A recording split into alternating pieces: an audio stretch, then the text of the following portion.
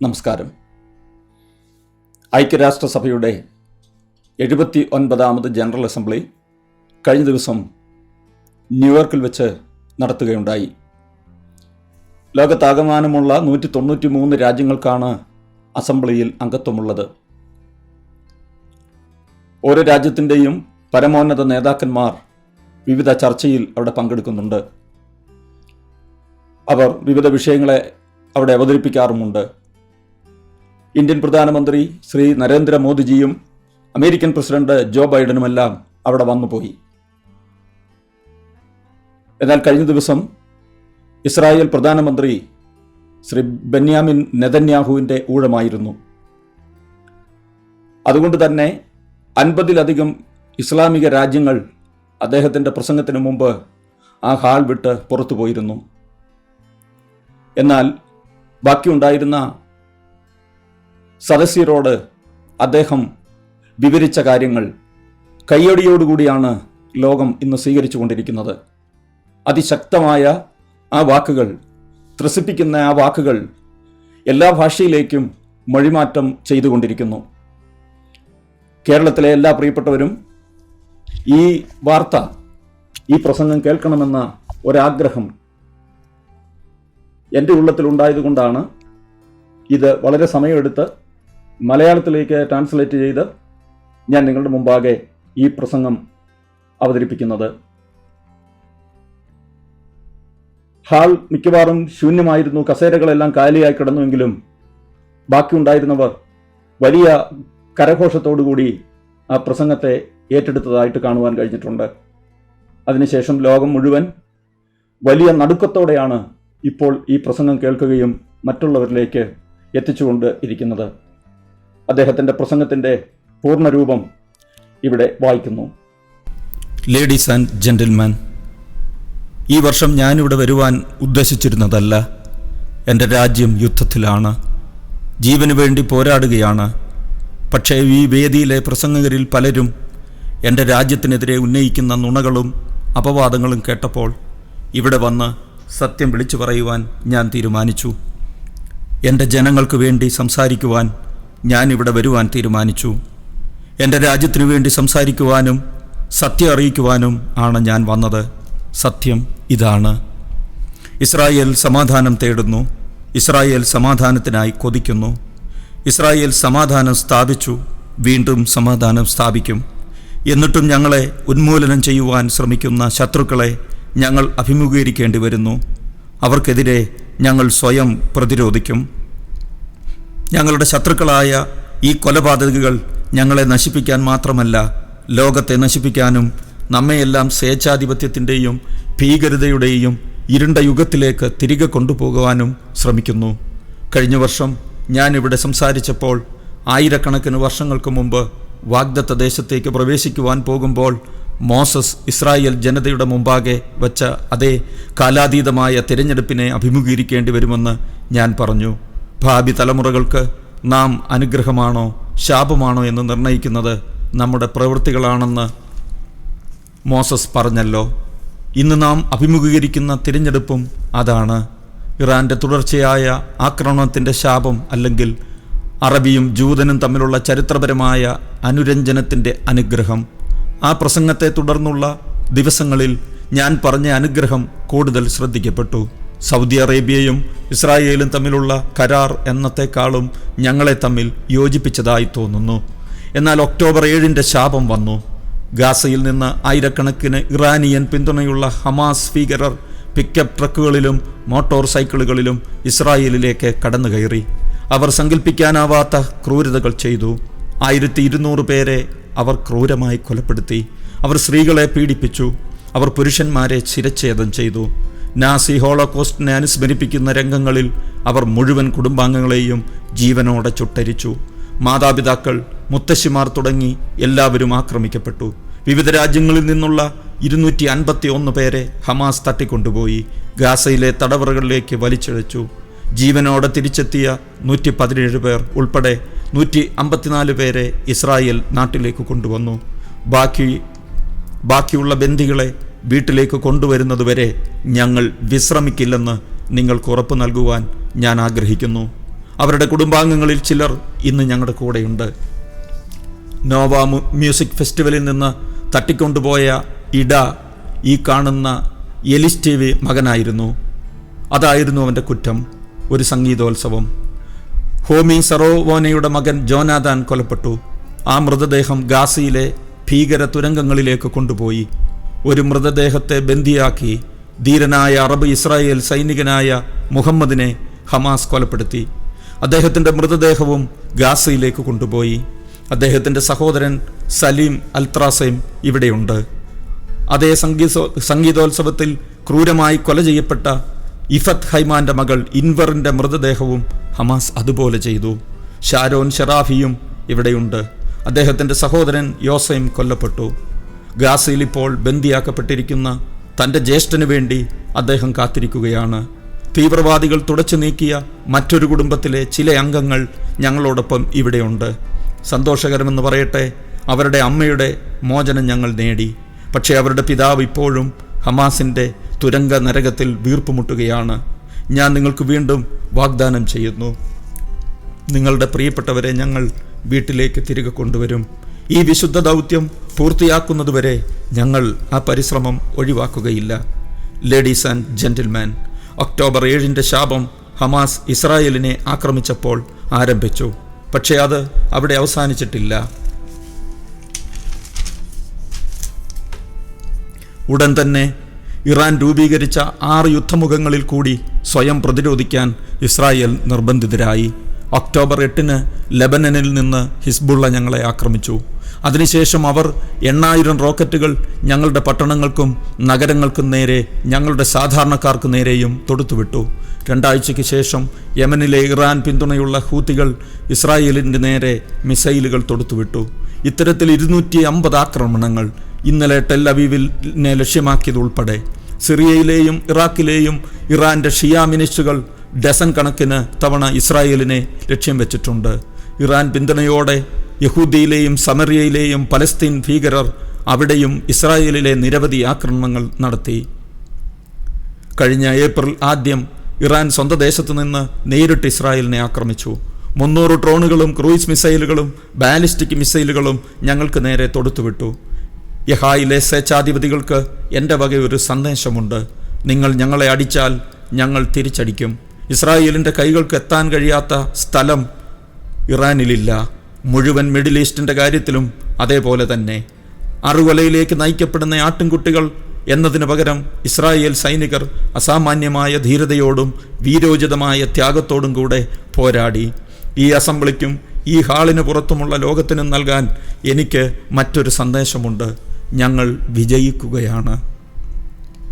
Ladies and gentleman, ഈ സപ്തമുഖ യുദ്ധത്തിൽ Israel ഇറാനെതിരെ സ്വയം പ്രതിരോധിക്കുന്നതിനാൽ അനുഗ്രഹത്തെയും ശാപത്തെയും വേർതിരിക്കുന്ന വരികൾ ഇതിൽ കൂടുതൽ വ്യക്തമാക്കാൻ സാധിക്കുകയില്ല. കഴിഞ്ഞ വർഷം ഞാനിവിടെ അവതരിപ്പിച്ച ഭൂപടമാണിത്. അതൊരു അനുഗ്രഹത്തിൻ്റെ ഭൂപടമാണ്. ഇസ്രായേലും അതിൻ്റെ അറബ് പങ്കാളികളും ചേർന്ന് ഏഷ്യയെയും യൂറോപ്പിനെയും ബന്ധിപ്പിക്കുന്ന ഒരു പാലം രൂപീകരിക്കുന്നതിനെ ഇത് കാണിക്കുന്നു. ഇന്ത്യൻ മഹാസമുദ്രത്തിനും മെഡിറ്ററേനിയൻ കടലിനുമിടയിൽ ഈ പാലത്തിന് കുറുകെ ഞങ്ങൾ റെയിൽ ലൈനുകൾ, ഊർജ പൈപ്പുകൾ, ഒപ്റ്റിക്കൽ ഫൈബർ കേബിളുകൾ എന്നിവ സ്ഥാപിക്കും. ഇത് 2 ബില്യൺ ജനങ്ങളുടെ പുരോഗതിക്ക് സഹായിക്കും. ഇനി 2ാമത്തെ മാപ്പ് നോക്കൂ. അതൊരു ശാപത്തിൻ്റെ ഭൂപടമാണ്. ഇന്ത്യൻ മഹാസമുദ്രം മുതൽ മെഡിറ്ററേനിയൻ വരെ ഇറാൻ സൃഷ്ടിച്ച് അടിച്ചേൽപ്പിച്ച ഭീകരതയുടെ ഒരു ഭൂപടമാണ്. ഇറാൻ്റെ പ്രവർത്തനം കാരണം അന്താരാഷ്ട്ര ജലപാതകൾ അടച്ചുപൂട്ടി. അത് വ്യാപാരങ്ങളെ തടഞ്ഞു, രാജ്യങ്ങളെ ഉള്ളിൽ നിന്ന് നശിപ്പിക്കുന്നു, ദശലക്ഷക്കണക്കിന് ആളുകളിൽ ദുരിതം വരുത്തുന്നു. ഒരു വശത്ത് ശോഭനമായ അനുഗ്രഹവും പ്രതീക്ഷയുടെ ഭാവിയും, മറുവശത്ത് തീവ്രവാദത്തിൻ്റെ ഇരുണ്ട ഭാവിയും. ഈ ഇരുണ്ട ഭൂപടം ഇസ്രായേലിൻ്റെ ഒരു ശാപം മാത്രമാണെന്ന് നിങ്ങൾ കരുതുന്നുവെങ്കിൽ നിങ്ങൾ വീണ്ടും ചിന്തിക്കണം. ഇറാൻ്റെ ആക്രമണം തടഞ്ഞില്ലെങ്കിൽ അത് മിഡിൽ ഈസ്റ്റിൽ മിക്ക രാജ്യങ്ങളിലെയും ലോകത്തിൻ്റെ പല രാജ്യങ്ങളെയും അപകടത്തിലാക്കും. കാരണം ഇറാൻ മിഡിൽ ഈസ്റ്റിന് അപ്പുറത്തും തീവ്രവാദം അടിച്ചേൽപ്പിക്കാൻ ശ്രമിക്കുന്നു. അതുകൊണ്ട് അവർ 5 ഭൂഖണ്ഡങ്ങളിലെ ഭീകര ശൃംഖലകളിലേക്ക് ഫണ്ട് നൽകുന്നു. അതുകൊണ്ടാണ് ലോകത്തെ മുഴുവൻ ഭയപ്പെടുത്താൻ ആണവ ആയുധത്തിനായി ബാലിസ്റ്റിക് മിസൈലുകൾ നിർമ്മിക്കുന്നത്. ഏറെക്കാലമായി ലോകം ഇറാനെ പ്രീണിപ്പിച്ചു. ഇറാനിലെ അടിച്ചമർത്തലിനു നേരെ കണ്ണടച്ചു. അവരുടെ അന്താരാഷ്ട്ര മേഖലയിലെ കടന്നുകയറ്റത്തിനെതിരെ കണ്ണടച്ചു. ആ പ്രീണനം അവസാനിപ്പിക്കണം. ഈ ദുഷിച്ച ഭരണത്തിൽ നിന്ന് സ്വയം മോചിപ്പിക്കുവാൻ ആഗ്രഹിക്കുന്ന ഇറാനിലെ ധീരരായ ജനങ്ങളെ ലോകരാജ്യങ്ങൾ പിന്തുണയ്ക്കണം.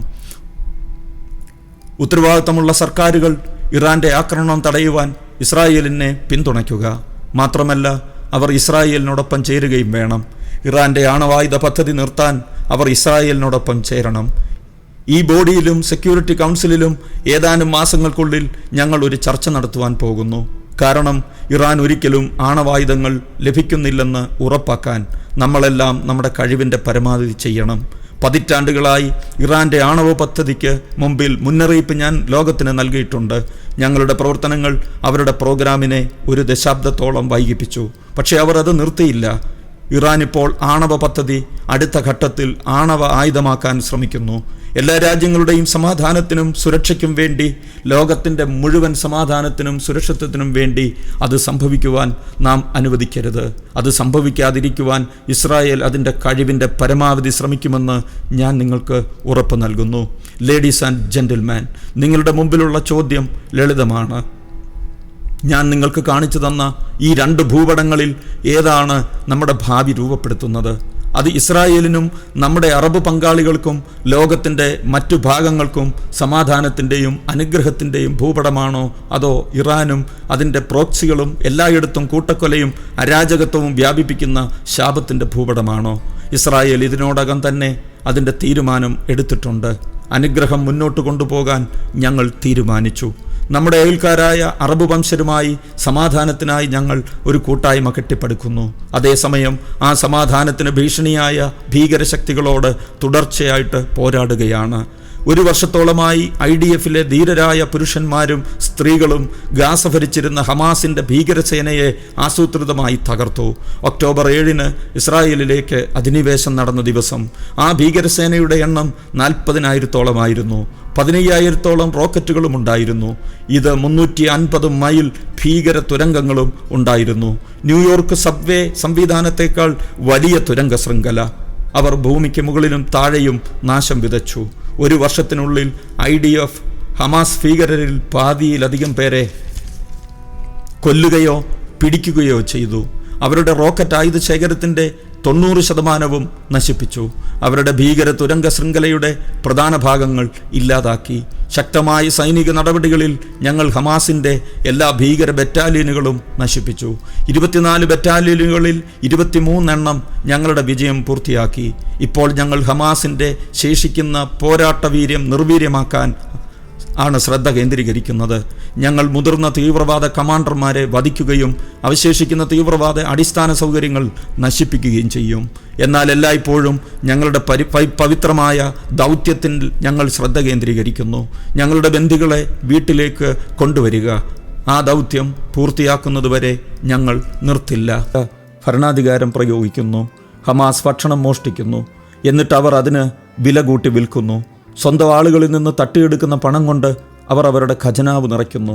അതായത് അവർ മോഷ്ടിച്ചെടുത്ത ഭക്ഷണം അമിത വിലയ്ക്ക് വിൽക്കുകയാണ്. അങ്ങനെയാണ് അവർ അധികാരത്തിൽ തുടരുന്നത്. ശരി, ഇതും അവസാനിക്കണം. ഞങ്ങൾ അത് അവസാനിപ്പിക്കുവാൻ പ്രവർത്തിക്കുകയാണ്. കാരണം ലളിതമാണ്. കാരണം ഹമാസ് അധികാരത്തിൽ തുടരുകയാണെങ്കിൽ അത് വീണ്ടും വീണ്ടും സംഘടിച്ച് ഇസ്രായേലിനെ വീണ്ടും ആക്രമിക്കും. അതുകൊണ്ട് ഹമാസ് പോകണം.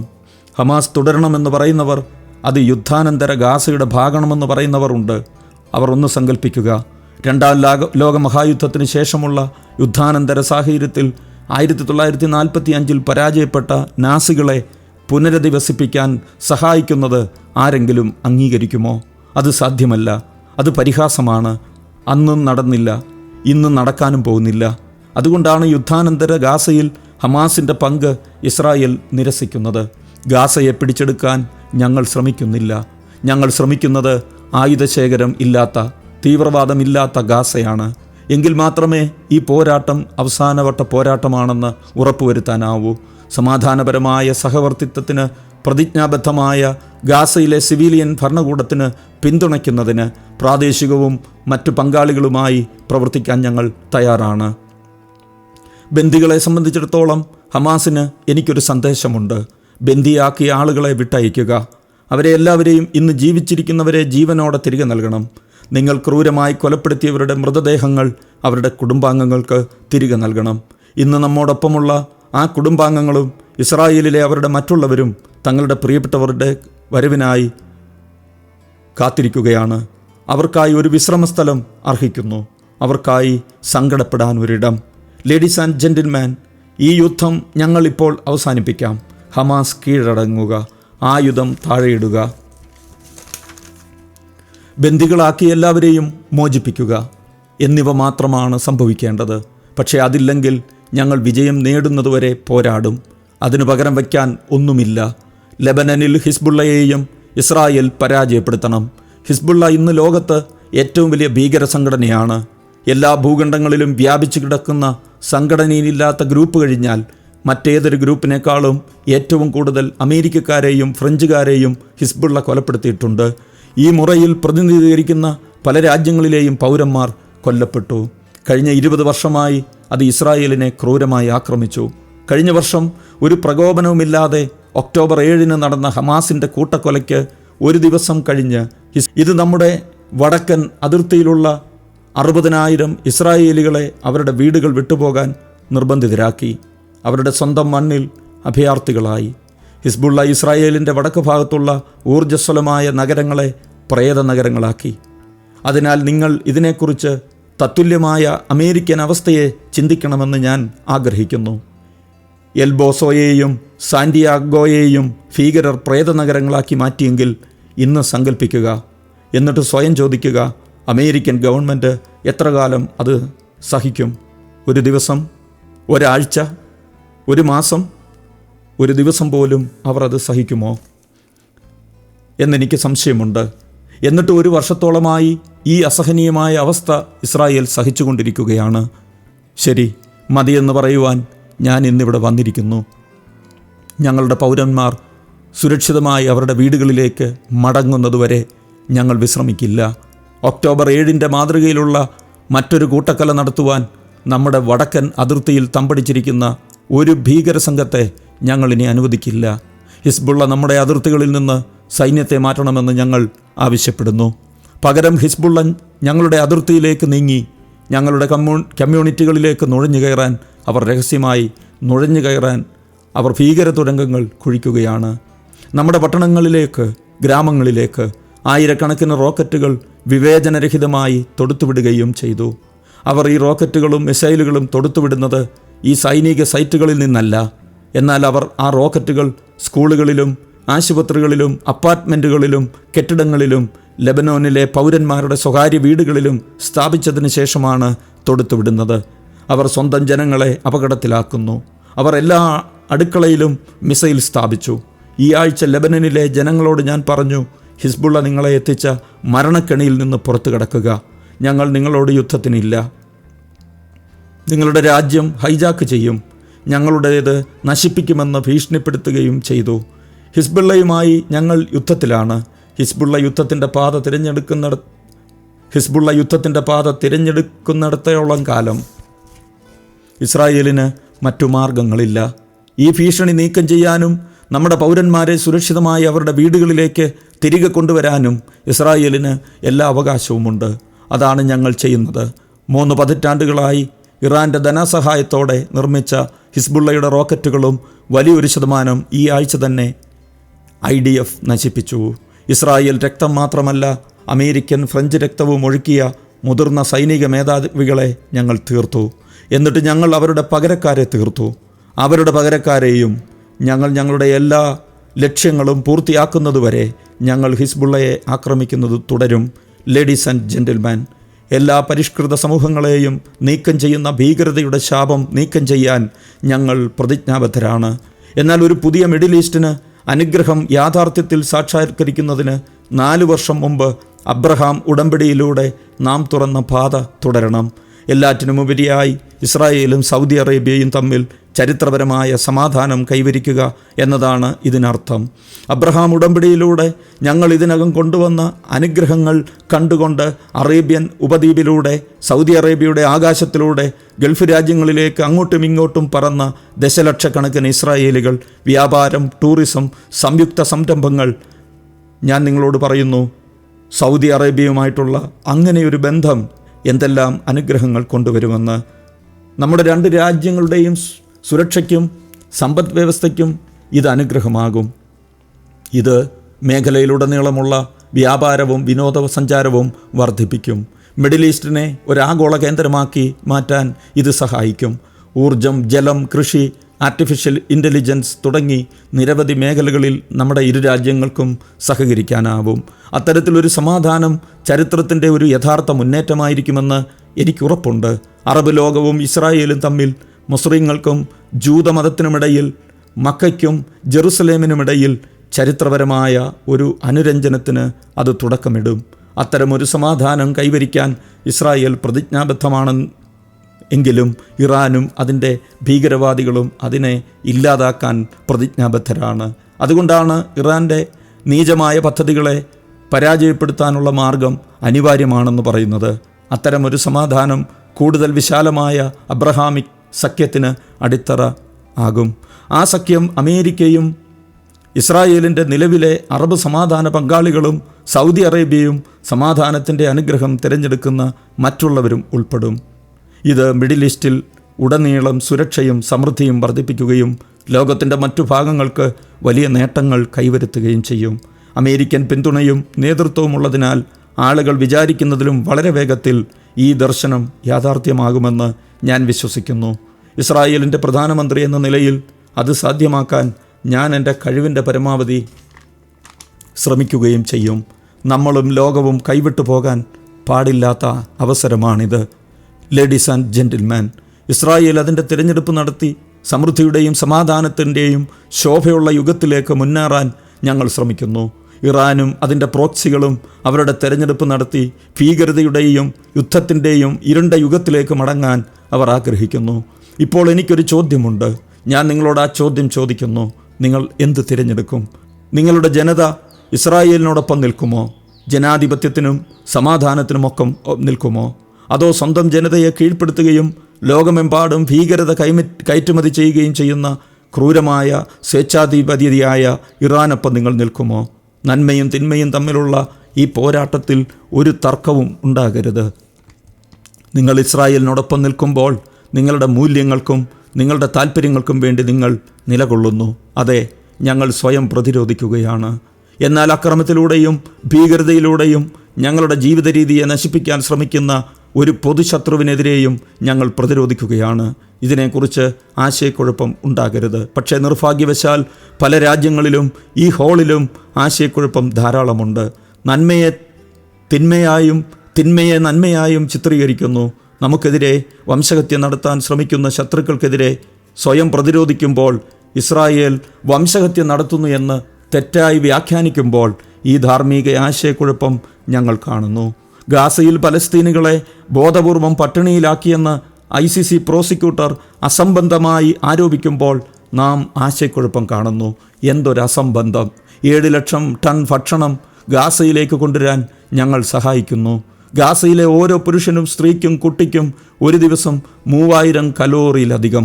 സാധാരണക്കാരെ ലക്ഷ്യമിടുന്നുവെന്ന് ഞങ്ങൾക്കെതിരെ തെറ്റായി ആരോപിക്കുമ്പോൾ ഈ ധാർമ്മിക ആശയക്കുഴപ്പം നാം കാണുന്നു. ഒരു നിരപരാധിയും മരിക്കുന്നത് കാണുവാൻ ഞങ്ങൾ ആഗ്രഹിക്കുന്നില്ല. അതെപ്പോഴും ഒരു ദുരന്തമാണ്.